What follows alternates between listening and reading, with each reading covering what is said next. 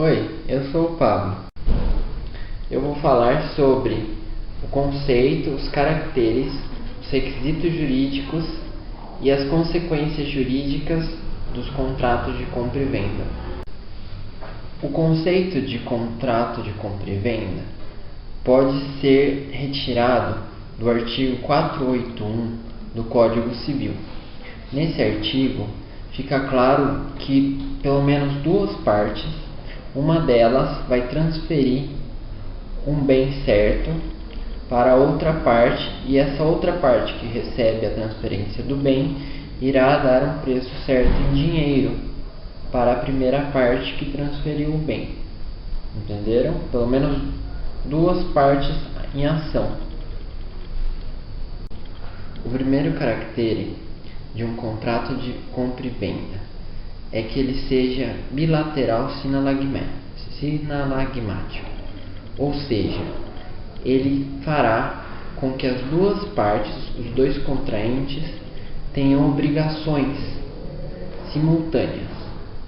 Então, da mesma forma que um tem de transferir a coisa certa, o outro contraente tem a obrigação de dar o dinheiro certo para a parte primeira. O segundo caractere do contrato de compra e venda é que ele seja oneroso. Sendo oneroso, o contrato de compra e venda, ao mesmo tempo em que a parte primeira perde o bem que antes tinha em seu uso, agora receberá o valor avançado no contrato. E da mesma forma que a outra parte que perde a quantia certa de valor pecuniário receberá o bem em troca dessa perda. Então, ao mesmo tempo em que uma parte tem uma perda, ela também tem um recebimento. Isso faz com que o contrato se torne oneroso. O terceiro caractere do contrato de compra e venda é que ele pode ser comutativo ou aleatório. Se ele for comutativo, uma das partes, qualquer uma das partes, poderá verificar imediatamente que existe uma equivalência entre as prestações, enquanto no aleatório ele depende de alea para poder verificar essa equivalência. Ou seja, ele não tem o recebimento da prestação de forma imediata ao pagamento. Ele só receberá isso depois, conforme a alea, conforme a sorte ou azar que ele tenha. Por exemplo, num contrato entre um grande supermercado e um fornecedor de produtos de um produto agrícola, por exemplo, alface. Digamos que o Carrefour, o supermercado Carrefour, comprará de um fornecedor toda a plantação de alfaces de um fornecedor. O alface pode não vencer, pode ocorrer uma geada e aquele alface ser todo dizimado. Conforme a dizimação do alface, o Carrefour comprou nada mais do que nada. Então ele não verificará a equivalência das prestações como ele verificaria da mesma forma que um comprador que vai numa feira, verifica o produto e compra ele na mesma hora do pagamento, ou seja, de forma simultânea.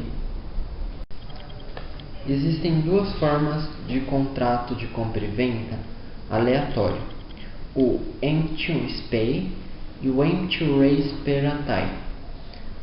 No primeiro, o vendedor adquire para si o risco de que exista ou não a coisa do contrato. Então, no caso do exemplo do Carrefour e o fornecedor de alface, o fornecedor de alface pode ou não ter o alface para entregar para o Carrefour. Enquanto na empty res peratai, o fornecedor deverá ter alguma quantidade. E essa alguma quantidade pode ser maior ou menor. Independentemente se ela seja maior ou menor, ela pertencerá ao Carrefour. Entendem a diferença? Em uma pode ou não existir a coisa, e na outra ela existe ou existirá independentemente da quantidade.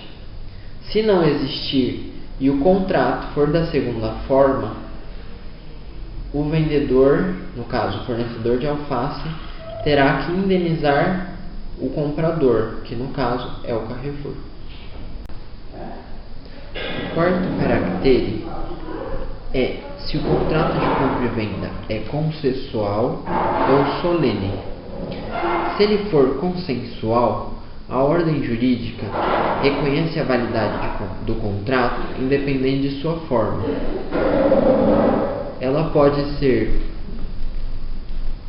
feita de qualquer maneira, pode ser tácita, verbal, expressa, pode ser entre ausentes, entre presentes.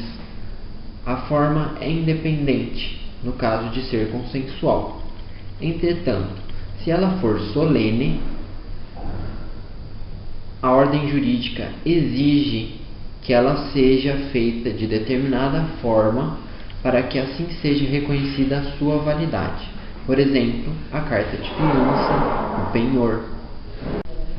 O quinto e último caractere é que o contrato de compra e venda seja translativo do domínio, ou seja, que ele cause a obrigatoriedade de que o objeto seja transferido de uma parte a outra. Via de regra, existem 3 elementos constitutivos do contrato de compra e venda. O primeiro é a coisa, o segundo é o preço e o terceiro é o consentimento entre as partes, podendo em exceção existir o quarto elemento, que seria a forma. A coisa, para ser elemento constitutivo, precisa ter 3 características. Primeiro, ela deve ter existência. Segundo, ela deve possuir individualidade. E terceiro, ela pode ser transferível. Ser existente. Para ser existente, ela precisa existir. Ou seja, ela precisa estar no mundo físico. Ser individuada. Se eu comprar algo de determinada espécie, eu não posso receber outra coisa senão a qual eu comprei. Se eu comprei uma vaca, eu não receberei um porco. Se eu comprar um porco, não receberei uma vaca. E terceiro, deve ser transferível. O vendedor, ele não pode simplesmente vender algo que não pertença a ele. Ele não pode vender um celular se o celular for de outra pessoa jurídica ou natural. O segundo elemento constitutivo do contrato de compra e venda é o preço. O preço ele deve possuir 3 características. Ele deve ser sério, certo e pecuniário. Para ele possuir pecuniariedade, ele não precisa ser necessariamente em dinheiro, mas ele pode ser em uma forma reconhecida economicamente de representante de dinheiro, como por exemplo o cheque, a letra de câmbio, a promissória. São outras formas de se prestar a obrigação de quem está prestando em dinheiro. A certeza do preço é que o preço seja estabelecido de forma certa, ou seja, se eu me comprometi a pagar R$1.000 para receber algo, eu não posso pagar 999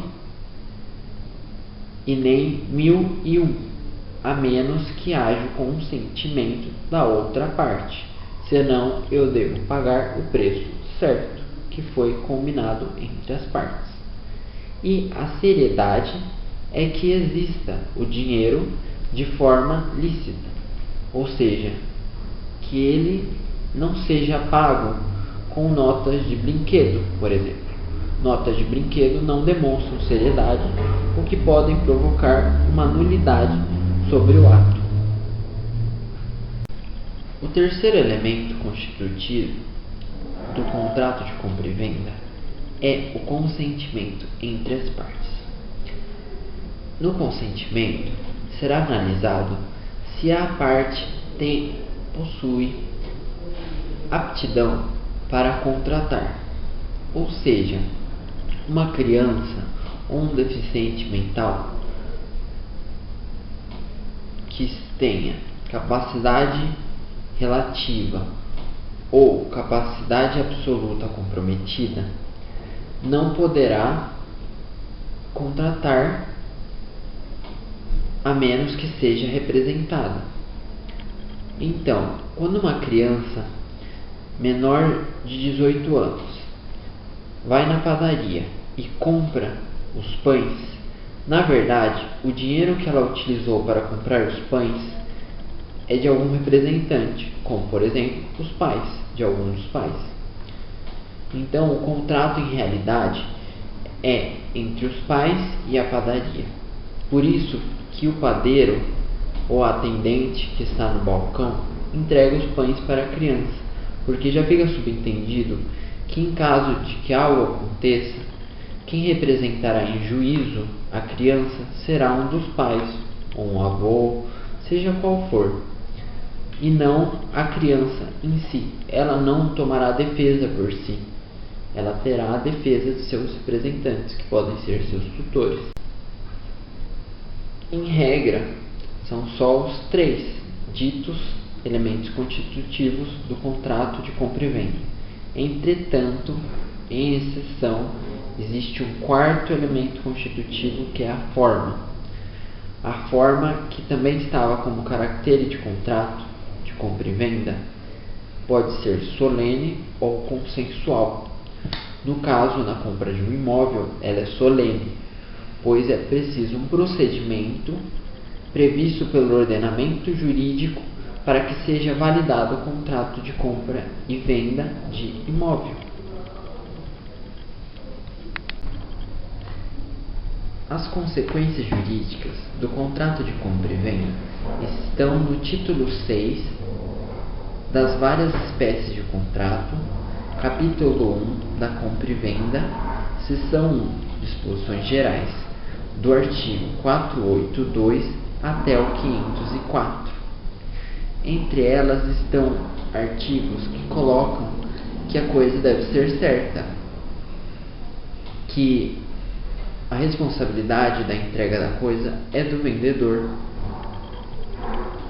e muitas outras. Esta foi a parte de compra e venda. A seguir, cláusulas especiais de compra